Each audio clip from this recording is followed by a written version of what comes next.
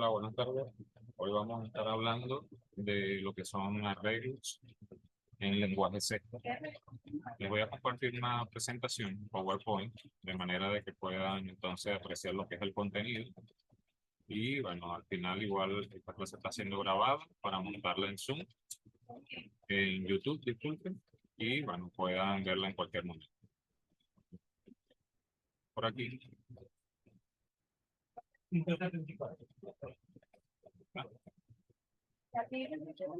Ok, esta es la clase. Aquí tenemos entonces lo siguiente. El lenguaje de programación 2. Tenemos como objetivo de la clase de hoy entender el uso de los arreglos, realizar operaciones de acceso de elementos, implementar programas usando arreglos. El contenido como tal es arreglos unidimensionales y arreglos bidimensionales, las matrices. Entonces empezamos con los arreglos unidimensionales. Si nosotros vemos los arreglos, tenemos un espacio de memoria que permite almacenar una colección de elementos, todos del mismo tipo. Ojo, eso último es muy importante. Nosotros cuando creamos un arreglo, no importa el tamaño que sea, si sea de tamaño 3, de tamaño 10, de tamaño 100, todos tienen que ser del mismo tipo. Es decir, nosotros declaramos un arreglo, en este caso un vector de números enteros, o de números reales, o de números, o de letras, o de string. Entonces, siempre va a ser de un solo tipo de datos. Aquí, como vemos, en la estructura de los arreglos, tenemos que siempre empiezan por la posición 0.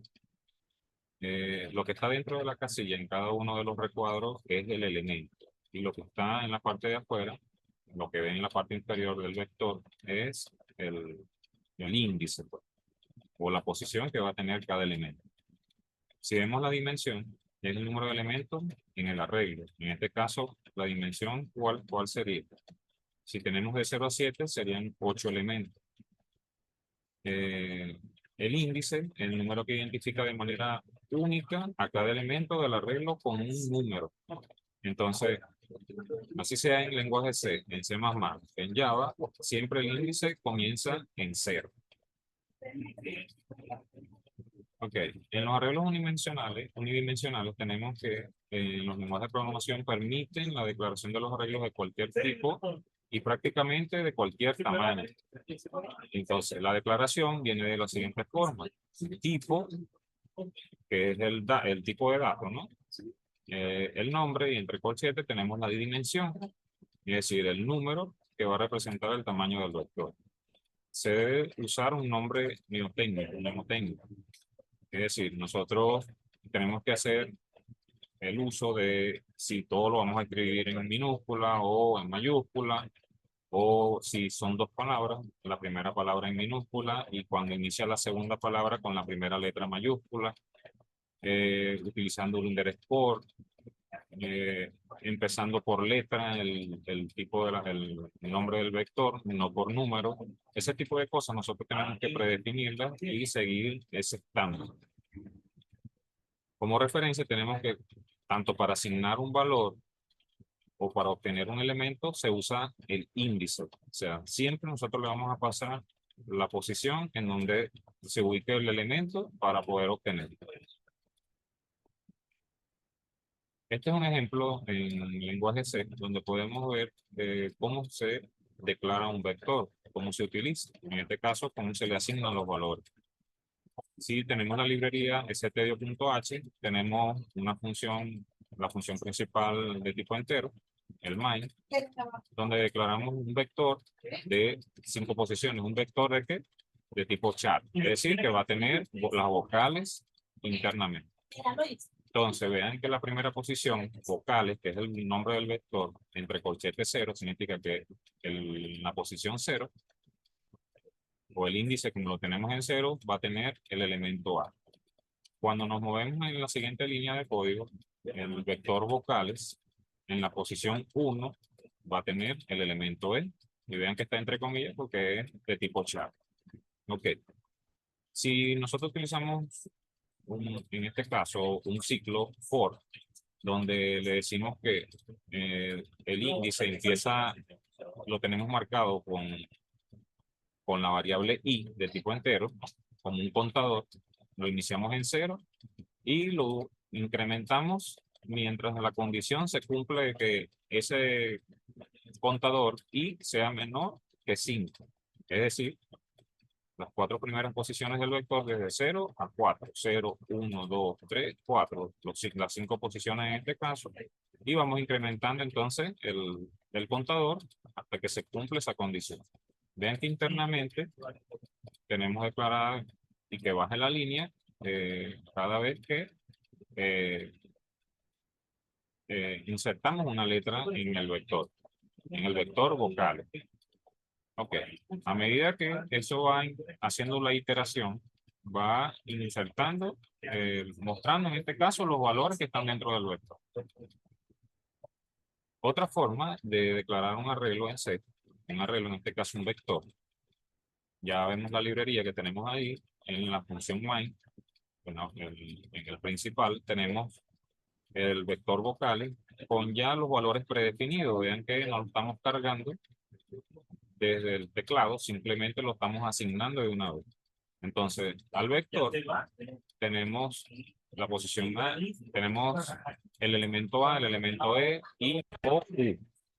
Entonces, con el ciclo podemos mostrar todos los valores que tiene ese vector. Si vemos en este ejemplo otro tipo de vector, pero en este caso de tipo entero, ya no es char, sino entero, tenemos el vector se llama edad y le estamos pasando los valores 45, 23, 11 y 9, ¿no? Esos 4 valores. También tenemos otro vector, que en este caso es de tipo doble, donde guardamos las estaturas, que tenemos ahí asignadas 3 estaturas, 1.73, 1.67 y 1.56. Tenemos otro vector, en este caso de tipo char, para el sexo de las personas, donde tenemos declarados esos 3 valores. Y tenemos una función, en este caso vamos a hacer una función con este vector. El vector se llama visitar de tipo booleano, donde manejamos los valores 1 y 0. Ok, cuando utilizamos el ciclo, en este caso, vamos a ir mostrando todos los valores que tenemos en cada uno de los vectores. En este caso, mostramos la edad, luego la estatura, el sexo y la función, en este caso, de lo que está haciendo internamente el vector booleano. Entonces, cada uno, utilizando la referencia de lo que tiene el contador, que empieza en la posición 0, vamos a ir mostrando todo lo que está en el contenido mientras el contador sea menor a 3. Es decir, que vamos a mostrar las dos primeras, los dos primeros valores que tiene cada uno de los vectores. Si podemos seguir viendo aquí cómo conocer el número de elementos de un arreglo, en este caso un vector, tenemos un vector de tipo edad con 4 elementos y tenemos en este caso una función que me da el número de elementos que tiene un vector. Si ustedes ven el size underscore t, se lo asignamos a esa variable, en este caso utilizando una propiedad sizeOf que viene implícita dentro de la librería, podemos eh, ver qué es el valor de el número de elementos que tiene el vector. Entonces, podemos de esta forma utilizarlo por lo más rápido, ¿no? Porque estamos utilizando una función predefinida y no estamos haciendo una iteración con cada uno de los vectores, con cada uno de los elementos del vector para ver el número de elementos del arreglo en este caso. Ok, tenemos que pasar a lo que son los arreglos bidimensionales, en este caso, como ven ahí, las matrices. Para las matrices, la declaración, ven que siempre va a haber primero el tipo de datos y tenemos el nombre del vector en este caso, pero ya no va a haber un corchete, sino 2 corchetes. Uno para las filas, como ven allí, y otro para las columnas. O sea, el número de filas va de primero y luego el número de columnas. Se debe usar un nombre mnemotécnico, ya hablamos sobre esto.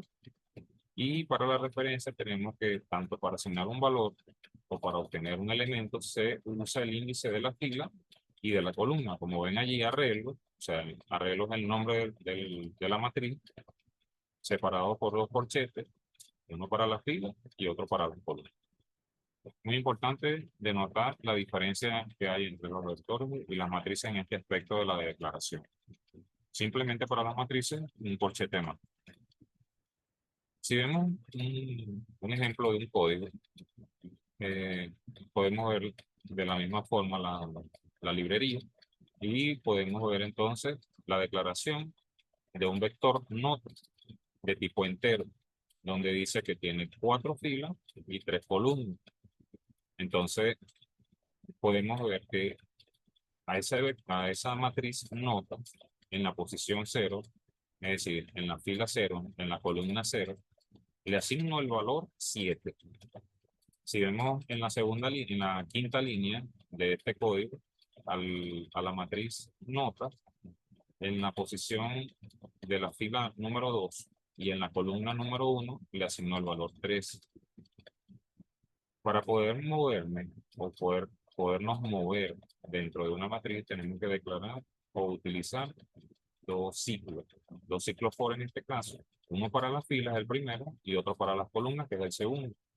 Si se dan cuenta, en la declaración de los contadores que utilizo para moverme dentro de cada una de las posiciones de la matriz, para las filas tenemos el contador I y para las columnas el contador J.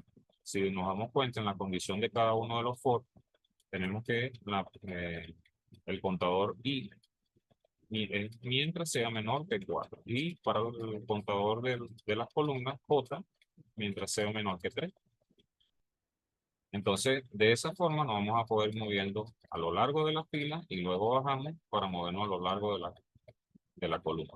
Entonces, de esa forma es que nos podemos ir moviendo para hacer la iteración de la matriz y podemos en este caso mostrar el contenido de lo que está en la matriz notas.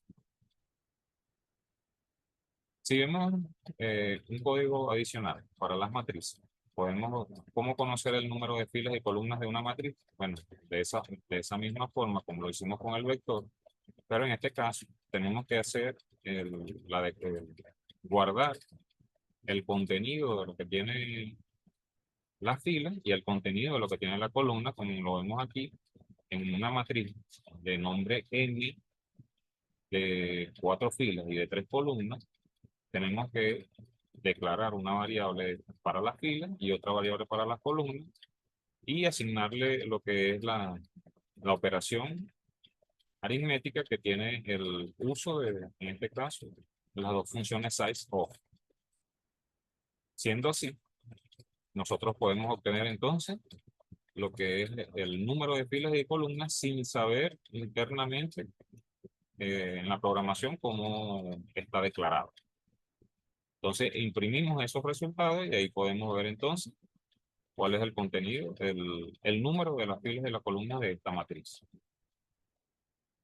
Bien, gente, vean que esta es la parte inicial. Si ven la programación de lo que es el contenido o el plan de evaluación, es la parte inicial de lo que es esta unidad. Nosotros tenemos que ver posteriormente el uso de las otras estructuras de datos, como son las pilas, las colas, de manera de que podamos ir asimilando todo este contenido y ustedes puedan, bueno, utilizarlo para realizar los programas que tienen asignados en este curso. Bien, con esto llegamos al final de la clase de hoy. Les voy a montar esto en YouTube de manera que lo puedan ver en cualquier momento. Saludos.